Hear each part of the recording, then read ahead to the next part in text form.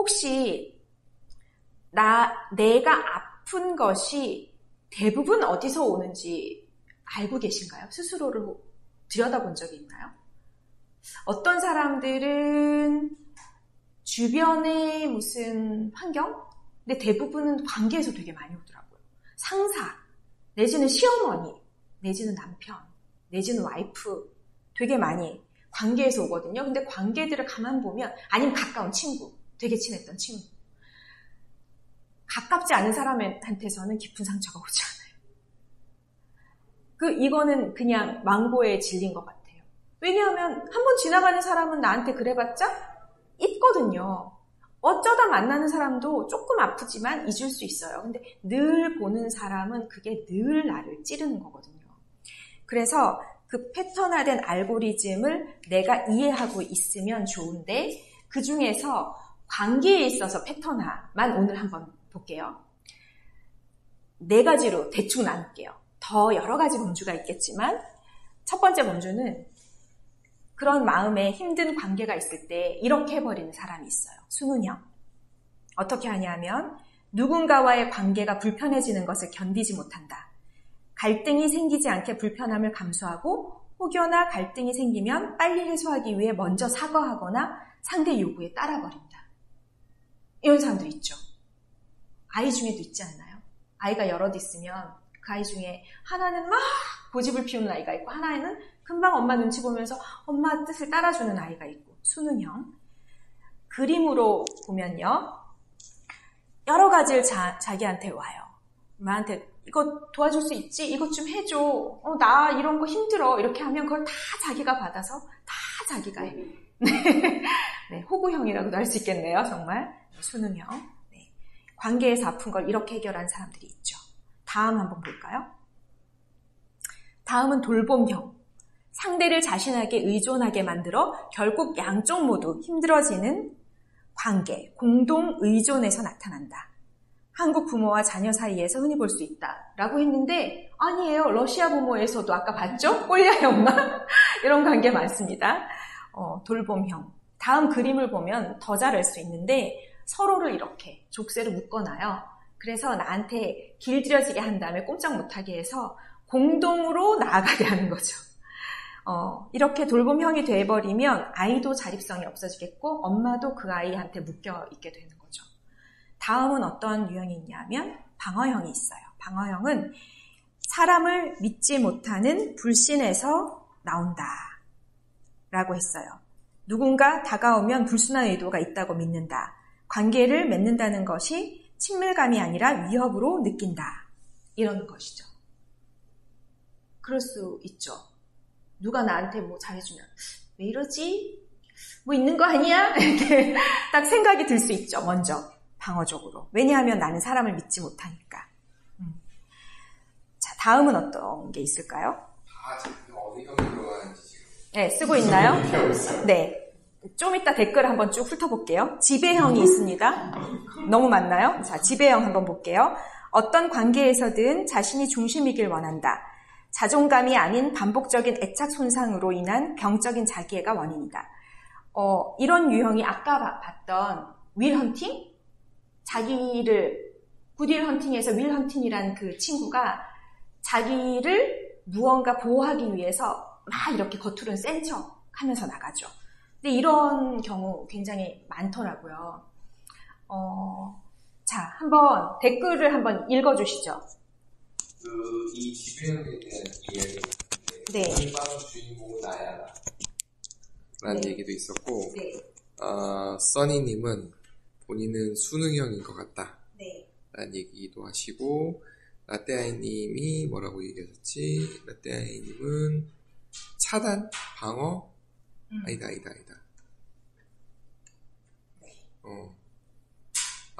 비비드한님은 지배형, 우리 동네 그 언니. 우리 동네 그 언니가 누굴까요? 누군지 알겠네요. 뭐 그런 식으로 네. 본인들 이야기들을 쭉 하시고 계세요. 네. 그러시군요. 자, 여기 계신 분들도 한번 그 4가지 범주에 안 속할 수 있지만 대충 구성한다면 어떤 것에 속하는지 한번 얘기해 봐 주시겠어요? 마이크도 드시죠? 네. 아이고. 저는 약간 두 가지가 섞인 것 같아요. 그럴 수 있어요. 맞아요. 네, 저는 약간 수능형이랑 지배형이 섞인 것 같아요. 수능형이랑 지배형. 네. 어떨 때 수능하나요? 어떨 때는 그냥 친하지 않은?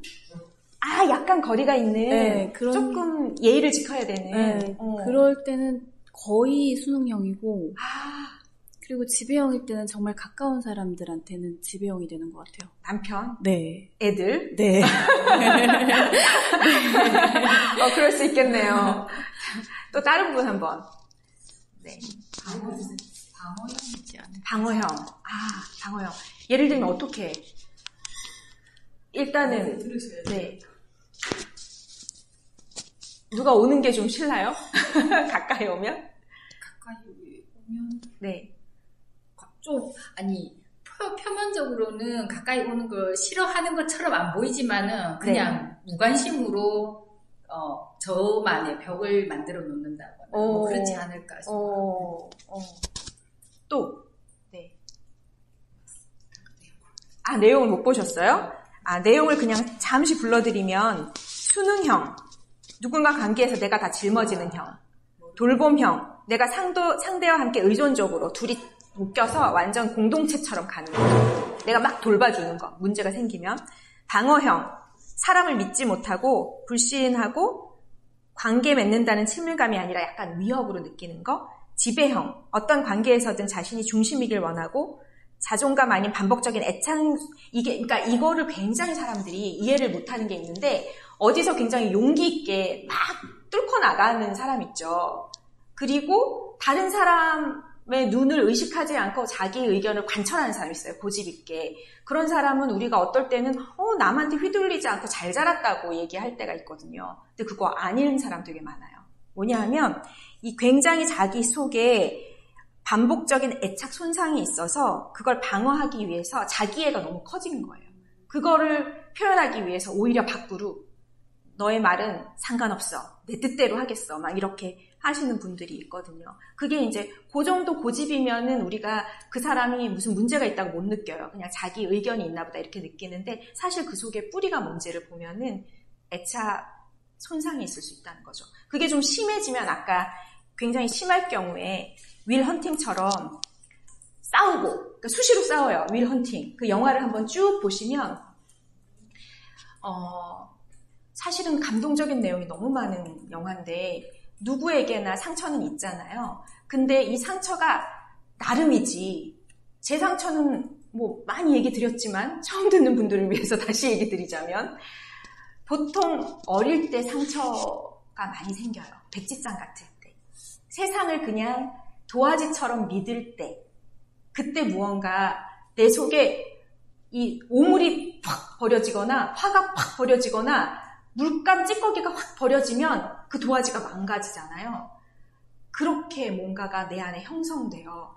근데 아까 윌 헌팅은 어떻게 형성이 됐냐 하면요, 어릴 때 아버지가 자기를 엄청나게 폭력을 행사했는데 어느 정도였냐 하면은 렌치, 이거 있죠, 무슨 도구, 그거랑 뭐 집에 있는 하여튼 무슨 허리띠, 혁대, 뭐 이런 거, 뭐 이거 막 이것저것 놓고 어느 걸로 맞을래?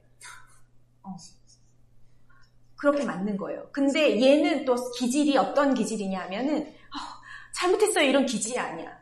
때려보려면 때려보던가 네가 이기나 내가 이기나 내가 이길 거야 이런 기질이거든요. 그러니까 아빠의 화를 더 돋궈서 제일 센 걸로 맞겠다고 막 얘기하는 거죠. 엄청 맞고. 그렇게 하면서 그 다음에는 이제 고아로 자란 거예요. 그런 아주 어릴 때는 굉장한 폭력을 당했고 돌봄도 못 당하다가 고아로 계속 자라서 근데 이 사람은 너무 천재적인 머리가 있었던 거야. 근데 그 자존심에 어디 가서 내 재능이 이러니까 나한테 손을 벌려주세요, 도와주세요라는 말은 못해. 그러면서 어떻게 하냐면 대학가에 청소를 하면서 그 대학에 어떤 문제를 벽에 이렇게 교수가 내놓으면 학생들 풀라고 내놓거든요. 아무도 못 풀어요. 근데 이 친구는 다다다다닥 풀어놔요. 청소하는 그 빈 시간에. 그럼 다음날 와서 교수가 이거 누가 풀었어? 물어보면 아무 학생도 못 풀었는데 누군가 있는 거죠. 그걸 발견하고 싶었는데 우연히 그 친구가 그런 굉장한 능력이 있다는 걸 알게 되고 그 친구를 이제 데려가서 수학적으로 키우고 싶어해요. 자기 제자로.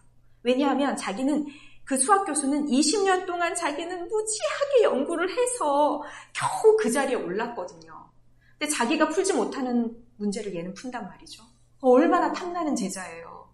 그러니까 그 친구를 어떻게 해서든지 자기 그 제자로 맡고 싶어 하는데 그 사이사이에 그러니까 얘는 대학을 다니는 정식 아이가 아니잖아요. 근데 그 아이를 키우려고 하다 보니까 뭔가 대학에서 배려를 받아야 되잖아요. 그래서 배려를 받아서 겨우 키우고 있는데 이 아이가 대학가를 돌아다니면서 MIT, 하버드 이런 데 돌아다니면서 자기 그 껄렁껄렁한 친구들이랑 같이 술 마시면서 그 친구들 사이에서 마치 대학생인 척 하다가 자기를 무시하는 친구들 보면 얘는 다 능력으로 깨부술 수 있어요. 책을 무지하게 읽었거든요. 이 언변으로 다 깨부수고 거기서 이제 막 패싸움도 나고 이러면서 문제를 일으키니까 그 학교위원회에서 이 아이 이런 상태로 우리는 도움을 못 준다 해서 심리치료를 받게 한 거예요. 그래서 그 심리학 교수, 이 학교에 있지도 않고 저 이제 약간 다른 곳에 있는 교수님인데 이분이 결국 맡게 되는 이유는 그 전에 많은 심리학 그 교수들을 거쳐요. 그 교수들을 모두 다 능욕시켜서 다 약올르게 해가지고 다 아웃시켜요. 견디지 못하게 해서 아웃. 네. 다 아웃시킨 다음에 결국은 자기 옛날 친구였던 이 친구가 생각나서 그 수학 교수가 이 친구한테 가는 거예요. 그래서 나한테는 이런 학생이 있는데 좀 도와줘. 이 친구 마음에 문제가 있어 도와줘.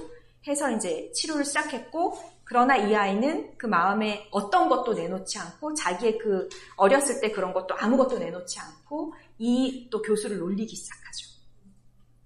그 교수의 약점을 굉장히 머리가 좋기 때문에 빨리 캐치하고 그걸로 공격해서 그 교수가 정말 폭발하게 만들어요. 그럼에도 불구하고 이 사람은 애정이 있었기 때문에 그 아이를 어떻게 하면 좋을까 고민하다 아까 그 벤치에서 그런 얘기를 하고 결국은 이 아이가 그 교수한테 다시 찾아오기 시작해요. 하지만 찾아온다고 해서 마음이 요만큼 열렸지 자기 걸 다 내보일 수 있는 용기는 아직 없어요. 너무 아팠기 때문에 저 안으로 넣어놨거든요. 그래서 그런 아픔들을 갖고 계속 있었던 이 친구가 결국은 어떻게 그 가시를 빼내게 도와주는지를 한번 영화로 볼게요.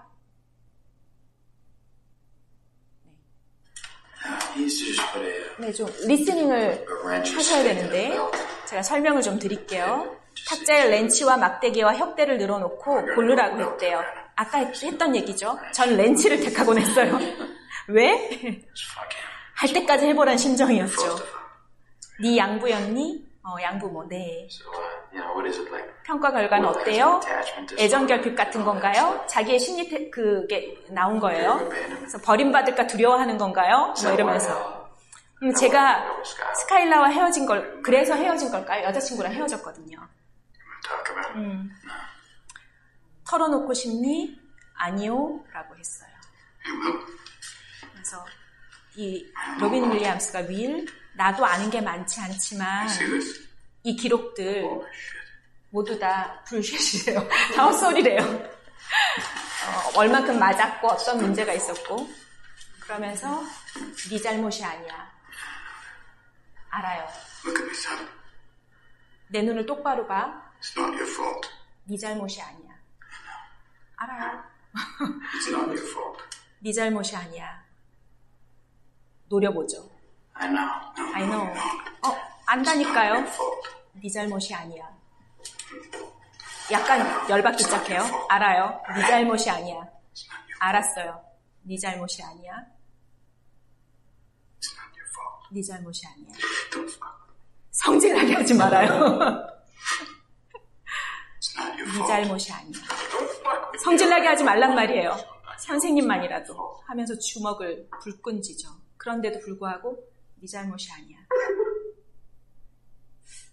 이 시점이 마음이 열리는 시점인 것 같아요. 네 잘못이 아니야. 네, 선생님이 꼭 안아주고 이 친구는 마음을 열어요.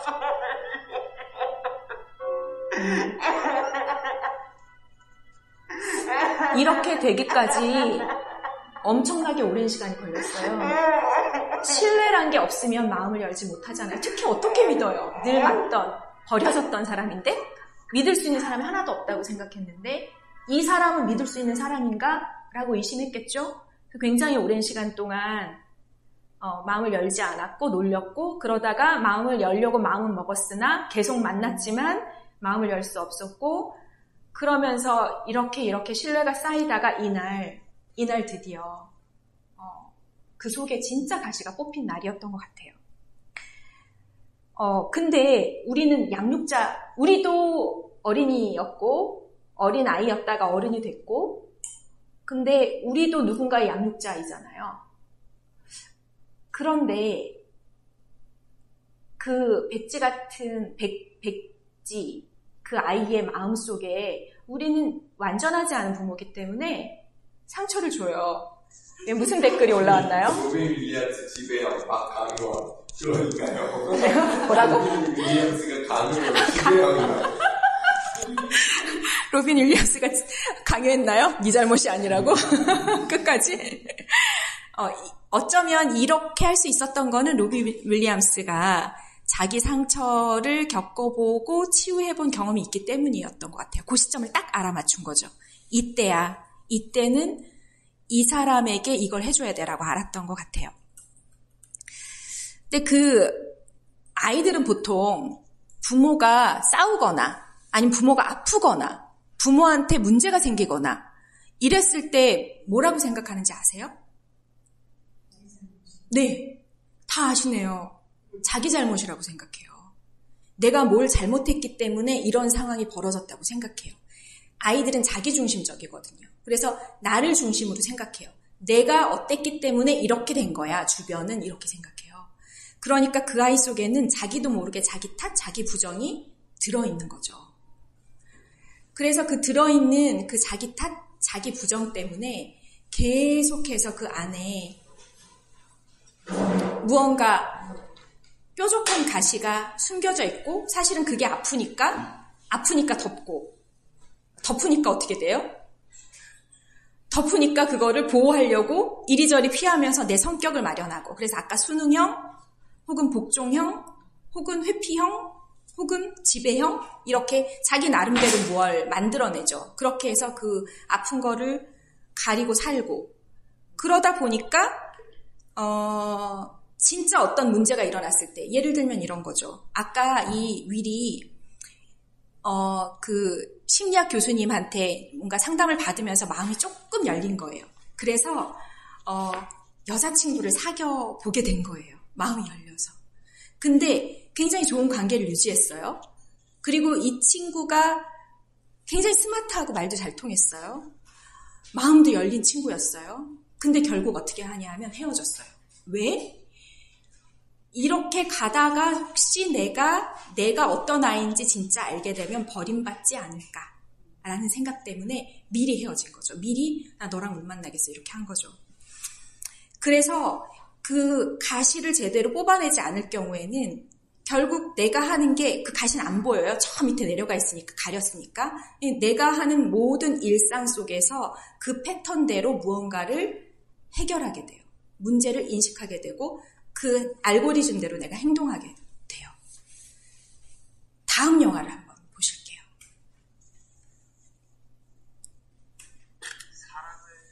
네, 김종국 찾기입니다. 굉장히 유명한 영화인데요.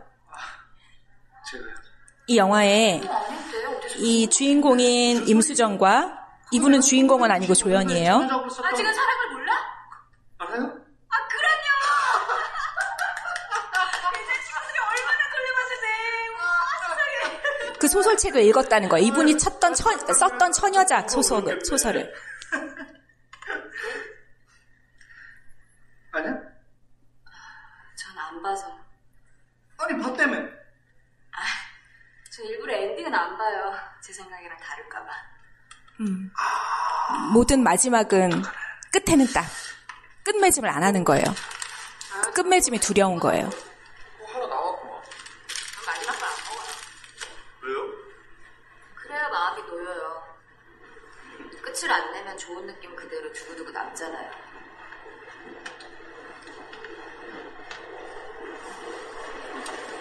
네, 1인 2역을 하는 공유. 여기서 이분은 김종욱이 아니고요. 인도에서 만났던 분이 김종욱이에요. 이 스토리는 이렇습니다. 간단하게 알려드리면 김희태를 단 공유. 네, 이 스토리는 어떠냐면 아버지 혼자 딸을 아주 예쁘게 키웠어요. 금이야 오기야 키웠겠죠? 근데 이 딸은 굉장히 씩씩해요. 그래서 막 굉장히 털털하면서 연극 무대, 뮤지컬에 무대 감독하는 여자가 됐어요. 그래서 굉장히 일도 잘하고 털털하게 막 잘 해결하고 살아요. 근데 이 아버지가 너무 걱정이 되는 거예요. 얘가 결혼할 생각을 안 하는 거야. 계속 일만 하고 남자 선모습처럼 다니고 막 이러니까 걱정이 돼서 너 결혼할 거야 안 할 거야 남자 있어 없어 왜 안 사겨 막 이러면서 이제 아버지가 그러니까 나 남자 있어 이런 거죠. 그래서 누구 막 이랬더니 나 여행 갔다 만난 사람 있어. 그 사람이 내 사랑이야. 마음속에 뒀다. 막 이러는 거죠. 그래서 그럼 그 사람 어딨어? 데려와. 이랬더니 어디 있는지 몰라. 이러는 거죠. 그래서 여길 찾아가게 된 거예요. 이 공유가 하는 사람을 찾아드립니다. 문제 해결 센터로 간 거죠. 그래서 여기에서 그 사람을 찾겠다고 아버지가 끌고 왔어요. 끌고 왔는데 이 사람이 이제 얘기를 하는 거죠. 그래, 그 사람은 누구입니까? 김종욱인데 그래서 어디서 만났나요? 인도. 지금 뭐 몇 년생인지 아나요? 몰라. 전화번호 있나요? 몰라. 오로지 그 여행 기억밖에 없는 거예요. 그래서 그걸 찾는 에피소드가 여기 나와요. 근데 이 여자는 사실은 김종욱의 주민증인가 신분증을 갖고 있었어. 근데 그거를 왜요? 이런 성격이잖아. 엔딩 끝까지 가고 싶지 않은 거예요. 거기서 상처받을까 봐 고전에 늘 멈추는 거예요. 그게 이 여자 임수정의 어떤 패턴인 거죠. 알고리즘. 나의 무언가를 해결하는 알고리즘. 상처받지 않으려고. 그래서 꼭 끝은 마무리하지 않아요. 소설을 읽어도 엔딩은 안 보고 먹을 게 있어도 끝에 거 하나는 안 먹고 사랑하는 사람이 생겨도 그 사람과 끝까지 가지 않아요. 이런 패턴 어떻게 보면 이럴 수 있죠? 이런 경험 있나요? 끝까지 못 가는 그런 경험? 아, 그러신가요? 해피엔딩이든 새드 엔딩이든 간에 네. 일단 끝을 알고 봐야지 편안한데. 그래서 영화도 미리 다 줄거리 알고 보시죠? 네. 다른 사람들은 이거 줄거리 알면 재미없다고 막 이렇게 안 보잖아요. 근데 줄거리를 다 알고 보시는 각자 이제 패턴이 있는 거죠. 네, 여기도 보면은 그 딸이 혼자 키우는 아버지를 바라보면서 무언가 내면에 생겼던 게 있을 것 같아요. 나는 씩씩하게 잘 클 거고 나는 상처받지 않을 거야 라고 생각했는데 그 방법으로 그런 회피를 택했던 것 같아요. 근데 여러분, 상처받지 않은 영혼이 있을까요? 없을까요? 상처의 크기와 상관없이. 크기는 아주 큰 사람도 있고 작은 사람도 있을 거예요. 그리고 아주 작은 상처도 크게 받아들이는 사람이 있고 그렇지 않은 사람도 있을 거랍니다. 그래서 상처는 누구나 있을 텐데 그 크기와 상관없이 자기 안에는 있는 거죠. 근데 아주 큰 상처였다면. 그래서 결국은 너무 우울하다가 요즘 너무 흔해졌죠. 공황장애. 되게 많아졌죠. 그러니까 연예인들도 되게 많고 우리 일반적으로 살아가는 우리들한테 되게 많아요. 그 이유가 뭘까 보면은 내가 생각하는 내 내면의 무언가와 지금 내 삶과 괴리가 엄청 큰 거죠. 답답하게 무언가 나를 가로막고 있는 게 있을 때 그런 게 올 수 있잖아요. 요즘 아이들 행복하지 않다고 하죠? 아이들이 왜 행복하지 않을까요? 왜 행복하지 않을까요? 나 같아도 안 행복할 것 같아. 감정이입을 한번 해보세요. 이런 운동장에서 마음껏 뛰어노는 것조차 시간을 정해놓고 뛰어놀아야 되고 예전에는 나가면 밤늦게까지 저녁 먹어라 할 때까지 안 들어오고 놀았잖아요. 근데 요즘 어디 그러나요? 시간표 정해져 있고 숨 쉴 틈 없고 정해진 거 시간표대로 해야 되고 자기가 선택할 수 있는 거 별로 없고 친구도 내 맘 같지 않고 친구 엄마들도 까칠하고 다 내 맘 같지 않잖아요. 자, 그러니 애들이 살맛이 나겠어요? 그런데다가 집에 있는 오로지 유일한 내 편 같은 엄마랑 아빠는 나를 다그쳐. 이놈의 새끼?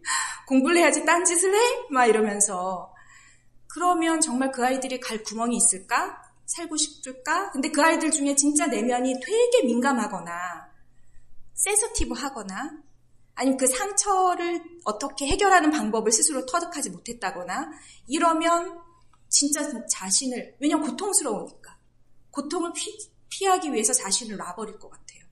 그래서 그냥 뛰어내리는 아픈 아이들이 있는 거죠.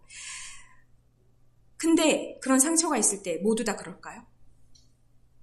모두 다 그럴까요? 그렇지 않죠. 그렇지 않은 사람이 있죠.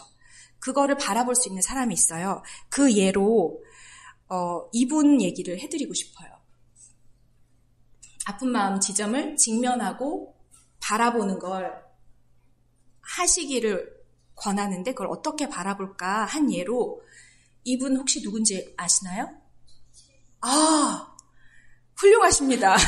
사진만 보고 처칠인 줄 아셨네요. 윈스턴 처칠이에요.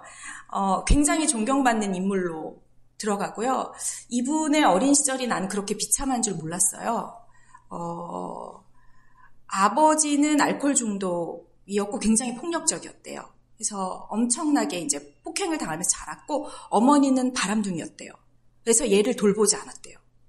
그래서 집안이 콩가루 집안이죠. 아버지는 때리고 술 마시고 엄마는 바람피고 집안에 있지 않고. 그래서 이 아이는 어린 시절 어쨌든 그러면서 양육자가 유모였나 봐요. 유모한테 자랐는데 그러고 나서 유럽에서는 좀 크고 나서 김나지움 같은 기숙학교에 가잖아요. 그럼 거기서 자기의 피부친 엄마한테 막 그 기숙학교 가면 애들이 그렇게 편지를 쓰거든요. 우리 집은 아빠가 그렇게 편지를 썼고요. 딸한테 보고 싶으니까 편지를 막 쓰잖아요. 그러면 보통 엄마들 같으면 답을 해야 되잖아. 엄마는 답할 겨를이 없어. 바쁘거든. 바람 피느라 바쁘거든요. 그러니까 이 아이는 너무 외롭게 자란 거예요. 그 외로움이 뭐라고 말을 해야 될지 모르겠어요. 그래서 이 처칠은 가장 슬픈 때가 언제였나요? 하고 나중에 인터뷰를 했을 때 자기 유모가 죽었을 때라고. 엄마 아빠가 아니라. 자기 유모가 자기를 돌봐줬던 사람이었던 거예요. 그렇게 너무 힘들게 자랐어요. 그래서 일평생 동안 윈스턴 처칠은 우울증을 앓았어요. 92세까지 살았고 수많은 일을 했거든요. 이 V자 보이세요? 이것도 이분이 만든 거래요. 빅토리라고 우리는 사진 찍을 때 이렇게 많이 하잖아요. 예전엔 이게 욕이었대요. 약간 뭐 이렇게 능욕하는 거였나 봐요. 근데 이분이 이걸 휘하하면서 늘 우리는 승리해 막 이러면서 해가지고 이게 사진 찍을 때 요즘 빅토리, 승리의 빅토리가 된 거죠. 굉장히 유머러스하고 유쾌한 분이었지만 그는 늘 내면에 우울증을 갖고 살았어요. 평생 92세까지. 오래 사셨죠? 그 우울증을 굉장히 잘 다듬고 산 거죠. 보듬고 산 거죠. 그 우울증에 이름도 붙였어요. 뭐라고 붙였냐 하면요. 요거는 일단 하나 읽고 넘어갈게요. 비관론자는 모든 기회에서 어려움을 찾아내고 낙관론자는 모든 어려움에서 기회를 찾아낸다. 이분의 명언이 되게 많은데 그 다음을 보면요. 평생 나를 따라다닌 검은 개, 블랙독이 있다. 이렇게 얘기했어요. 이거가 자신의 어두운 그림자, 나를 항상 우울하게 했던 나의 동반자, 내 인생의 그림자 속에 늘 있는 그 검은 개와 함께 했다고 얘기해요. 개를 있다는 걸 인지하고 개를 그 자리에 놓으면서도 다뤘던 거죠. 함께 다루고 있었던 거죠. 그래서 이 블랙독을 잘 다루면서 어떻게 보면 자기 인생을 전 세계적인 존경받는 인물로 그 우울증을 겪어내고 살 수 있었던 거죠. 이런 인물 또 하나 혹시 생각나는 사람 있으세요? 반려견이라고 얘기하고 있어요. 네, 우울증은 반려견입니다. 함께 가는 거죠. 네. 혹시 생각나는 분 있으세요? 네, 맞아요. 오프라 윈프리. 그쵸. 어린 시절에 성폭행 당하고 정말 어려운 흑인 빈민가에 살면서 자기 인생을 그렇게 빛나게 만들었잖아요. 그 과정이 결코 쉽진 않죠, 누구나 쉽진 않은데 걔를 인지하고 그 가시를 바라보고 직면하면은 가능해지는 것 같아요. 직면하지 않을 때 가능하지 않거든요. 숨겨져 있기 때문에. 그래서 이런 또 이 윈스턴 처칠의 유명한 명언들이 있는데요. 다음 명언이 정말 유명한 명언이에요. 연은 순풍이 아니라 역풍에 가장 높이 난다. 연 날려보셨어요? 연이 이렇게 따라오는 바람에는 안 날라요. 마주온 바람이 휙 있을 때 거기서 확 하늘로 나르거든요. 그래서 어떻게 보면 모든 인생이 이게 되게 신기한 건데 그런 것 같아요. 혹시 이런 거 아세요? 인생에는 리듬이 있어. 봄, 여름, 가을, 겨울이 있어. 이거 뭐 명리학 이런 데 나오잖아요. 사주팔자 이런 데 나오잖아요. 좋은 게 있으면 나쁜 것도 있고 나쁜 게 있으면 좋은 것도 있고 네가 좋은 게 있으면 내가 나쁜 게 있는데 서로 합해서 뭔가 서로 보해지고 뭐 이런 거 있잖아요. 인생엔 순리란 게 있다는 거죠. 그래서 모든 나에게 역경이란 건 그 역경으로 머무르는 게 아니고 무언가를 자극하기 위한 발판일 수 있어요. 근데 사람들은 그걸 알아보지 못하고 무너지는 거죠. 그러니까 그 가시는 어떻게 보면 나한테 뭘 깨우치기 위해서 생겨난 걸 수 있어요. 저한테 가시는 나한테 무언가 늘 하라고 다그쳤던, 잘하라고 다그쳤던 엄마의 그 욕설과 욕설과 매질이었는데 그게 제 안에서 무언가 가시로 남아 있었잖아요. 근데 그 가시가 내가 뭘 모를 때는 굉장히 방어적으로 사람들을 피하고 내가 친절하게 가까이 다가가는 듯 하지만 어느 거리 이상은 못 들어오게. 왜냐하면 상처받을까 봐. 그걸 항상 유지하고 그래서 깊이 사귀는 친구가 없고 내 속에 늘 그런 의문을 갖고 나는 친구라는 걸 사귈 수 있을까? 이런 의문을 갖기도 하고 그렇게 살았었는데 그 가시가 뭔지를 제가 몰랐기 때문에 덮어놔서 너무 깊이 숨어가지고 또 어릴 때 있었기 때문에 그게 뭔지 대부분은 다 그런 것 같아요. 뭔지를 잘 모르고 묻어놓죠. 그래서 그 가시가 뭔지를 모를 때는 늘 그거를 이렇게 뭐라 그럴까. 그 에너지를 그걸 안 건드리게 제가 썼던 것 같아요. 안 건드리게. 남이 날 건드리지 못하게. 남이 날 힘들게 하지 못하게. 나도 날 힘들게 하지 못하게. 건들지 못하게 했던 것 같아요. 그래서 거기다 에너지를 엄청 쓰고 살았던 거죠. 일생을. 근데 그게 뭔지를 알아가기 시작할 때가 있어요. 그 시점이 어떻게 보면 되게 아플 때예요. 그 가시를 바라보게 할 때가 되게 아플 때랍니다. 이렇게 숨겨놨기 때문에 보통은 그냥 잘 넘어가요. 알고리즘대로 살면 되거든요. 근데 어느 순간 날 칠 때가 있어요, 역경이. 그게 경제적인 거건 아니면 건강이건 내가 믿던 사람의 관계에서 무너진 거건 뭔가 나를 굉장히 칠 때가 있거든요. 그 후려침을 당했을 때 그때 정신이 이렇게 무너지면서 이렇게 폭삭 내려앉죠. 폭삭 내려앉는데 내려앉다 보니까 그 프로 해침이 됐잖아요. 프로 해침이 돼서 그때 그 가시를 볼 수 있게 되는 것 같아요. 내면에 무언가를 들여다보고 침착해 있을 때 그걸 보게 되는데 그걸 보게 됐을 때 그걸 꺼내서 들 수 있는 용기만 있다면 이게 무엇야 하고 들 수 있는 용기만 있다면 그러면 괜찮아지는 거죠. 금방 괜찮아지진 않고요. 세월은 필요해요. 상처가 아물어야 되니까. 근데 어쨌든 그걸 뺐잖아요. 빼고 나면 상처는 남을 수 있거든요. 자가 치유가 돼요.